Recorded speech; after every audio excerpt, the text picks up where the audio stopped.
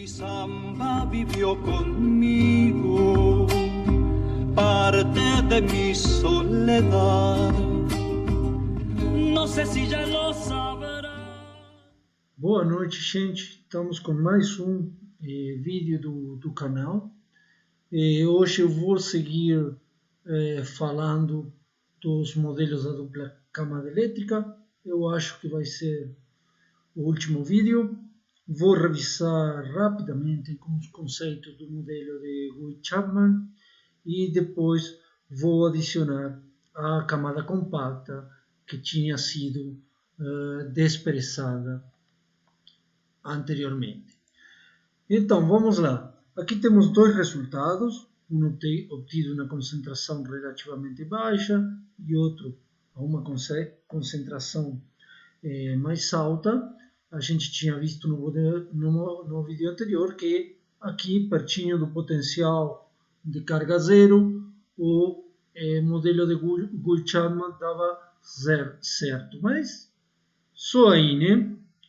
E aqui não tem nada a ver, tá? Não consigo, o modelo de Guy-Chapman conseguia prever um mínimo na capacitância. Aqui vemos que não temos mínimo nenhum, né? Até se continuamos aumentando a concentração, provavelmente, como mostrei no vídeo anterior, a gente tem um máximo na capacitância no potencial de carga zero.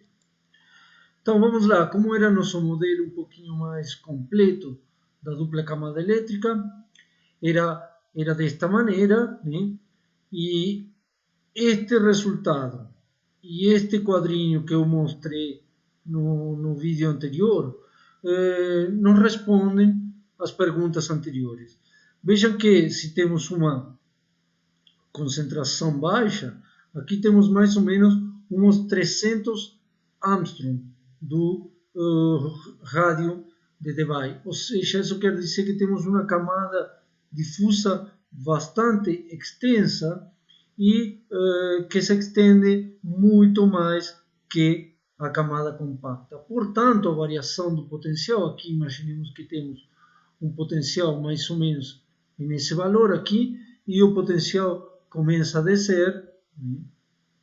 Começa a descer, e vai longe, de maneira que o maior delta do potencial, né? O maior delta de potencial, maior variação do potencial se dá na camada difusa. E, portanto, a capacitância do sistema está dada pela capacitância da camada difusa.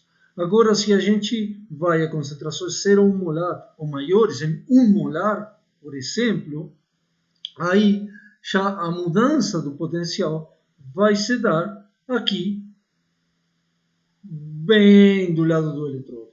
Okay? Perdão, teria que ter continuado um pouquinho aqui, mas isso também é um modelo aproximado, mas aqui eu consigo dar a ideia, né? A mudança do potencial se dá bem do lado do eletrodo e, portanto, a principal mudança do potencial se dá na camada compacta e a capacitância do sistema, portanto, é igual à capacitância da camada compacta, que não foi considerada no modelo de Guy e Chapman. Vamos lá, então aqui temos de maneira genérica como se dá a mudança de potencial desde que estamos em um eletrodo até a solução.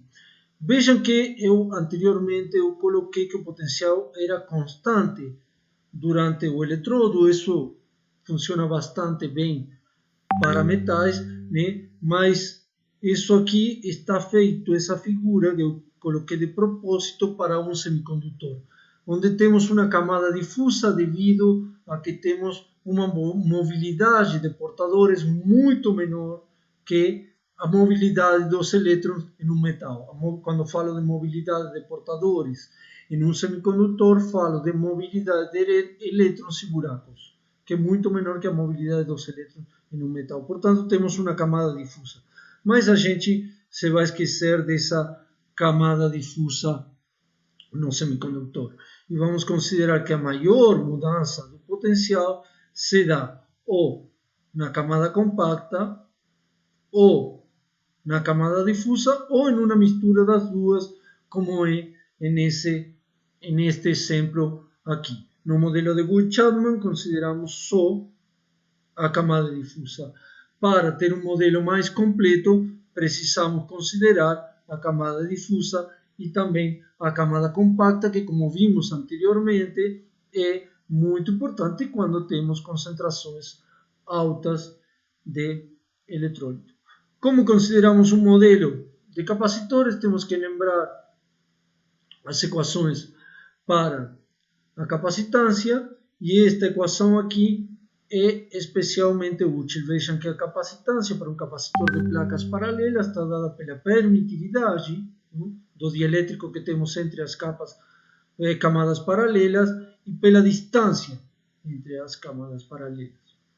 Então, vejam, vamos ver aqui, né? Se lembram nessa equação, quando temos capacitâncias em série, então a inversa da capacitância total vai ser igual à soma das capacitâncias em série. Vamos a matar essa menina aqui, porque não vamos considerar que temos um semicondutor, temos um metal. Então temos estes dois termos dos que já falamos. Vejam que para a capacitância da camada compacta vai estar dada pela permitividade da camada compacta e pela espessura, que é mais ou menos constante sempre, que está entre 3 e 5 Armstrong. Então, se não mudar a permitividade, que em muitos casos não muda muito, podemos dizer que isso aqui é aproximadamente constante. Não é, mas é muito mais constante que este outro termo da camada difusa. Na camada difusa temos mudanças muito grandes. Vocês já devem ter, com certeza, se assistirem os vídeos anteriores, podem prever isso. Essa espessura da camada difusa muda muito com a concentração de eletrólito. Também consideramos uma distribuição de Boltzmann, se lembram?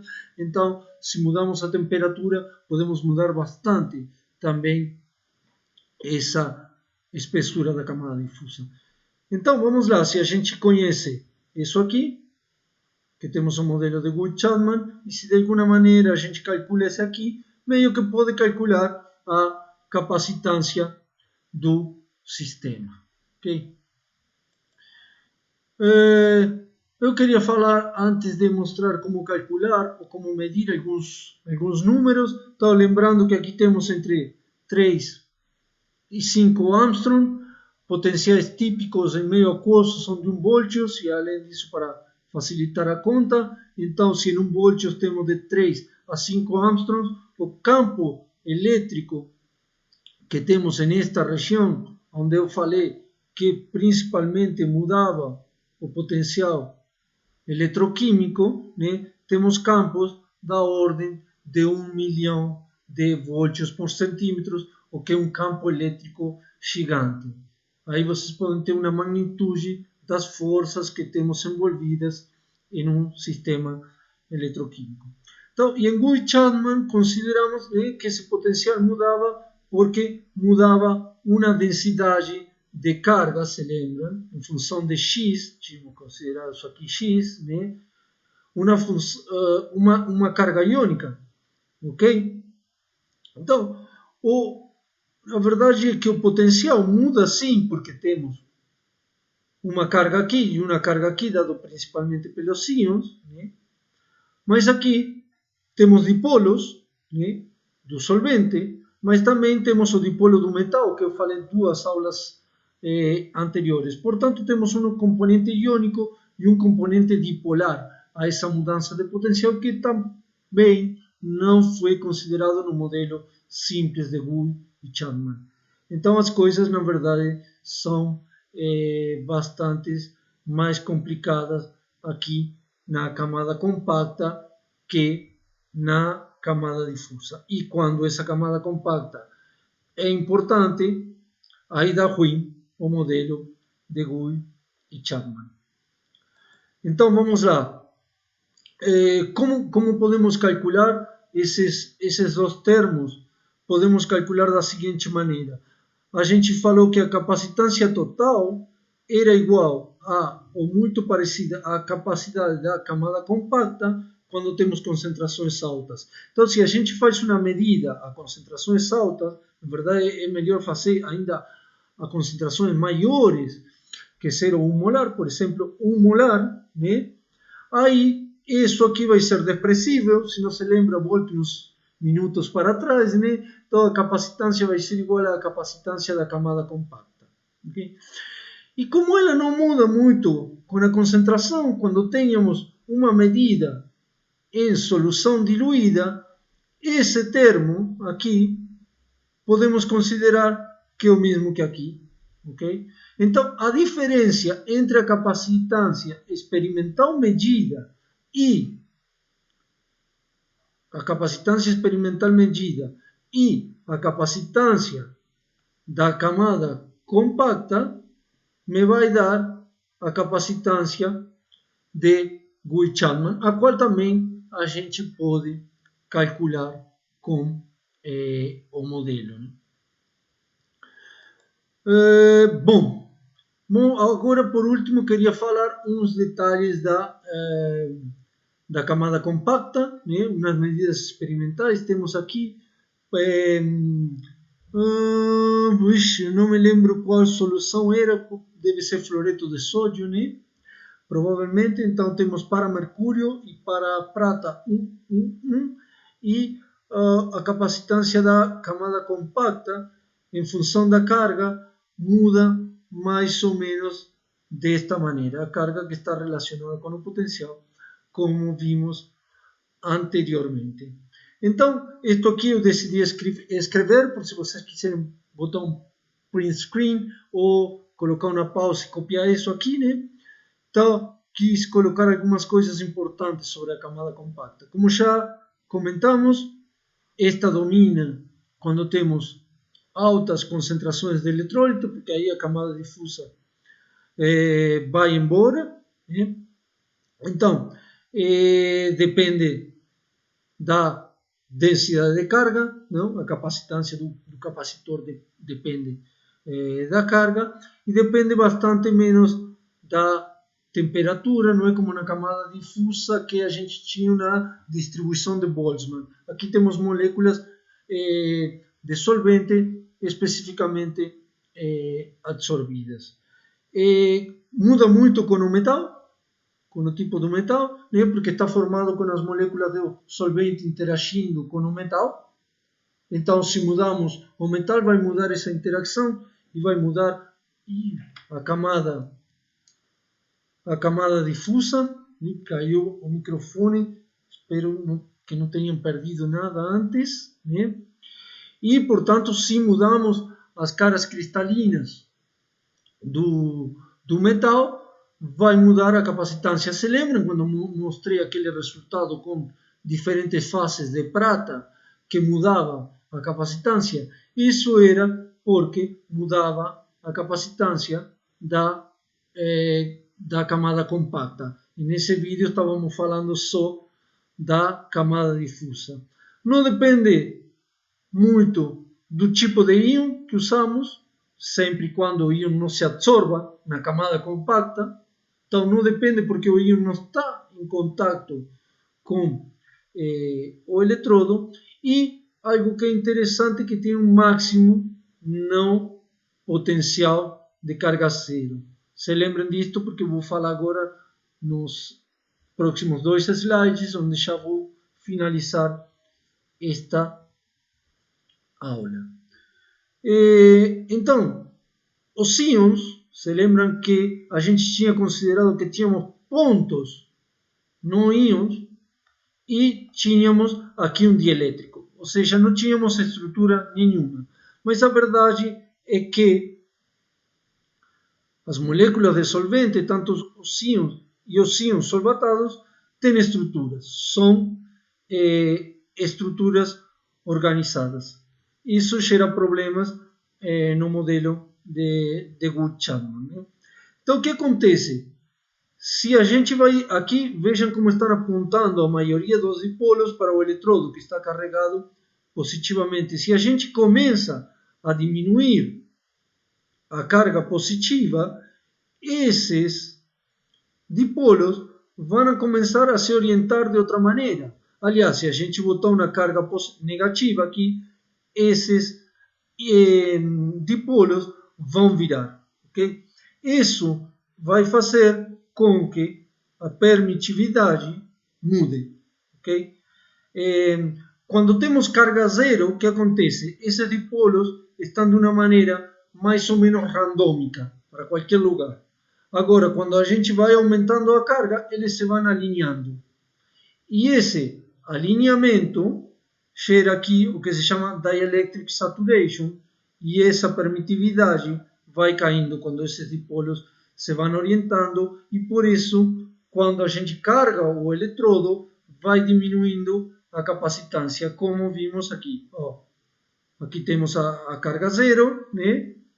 Quando vamos cargando para qualquer um dos lados, com carga positiva ou negativa, a capacitância vai caindo.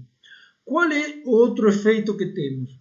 Como eu falei anteriormente, aqui temos uma diminuição, uma mudança do potencial, pode ser diminuição ou aumento, que depende da carga, tem um componente iônico e um componente dipolar. O que acontece se aqui vamos aumentando a carga positiva no metal? Se vamos aumentando a carga positiva no metal, a quantidade de elétrons que saem do metal para gerar o dipolo vai diminuir. Ou seja, falado de outra maneira, esses elétrons vão ser puxados para aqui. Portanto, esse dipolo superficial do metal vai diminuir. E essa diminuição do dipolo superficial faz também diminuir a capacitância. Então, como vocês podem ver, a estrutura do eletrodo e da dupla camada elétrica influencia muito as suas propriedades, e isso não foi levado em conta no modelo de Guy-Chapman, e faz com que ele não consiga prever algumas propriedades. Também vimos nestas aulas que dá para calcular esses componentes fazendo medidas em soluções de alta concentração e em soluções de baixa concentração. Um detalhe é que em todo o que eu falei, tirando os desenhos, não consideramos íons diretamente absorvidos no eletrodo. Aí a conversa mude totalmente e pode que eu faça algum vídeo falando um pouquinho sobre isso. Bom, espero que agora saibam muito mais da dupla camada elétrica depois destas 3 aulas. Grande abraço a todos.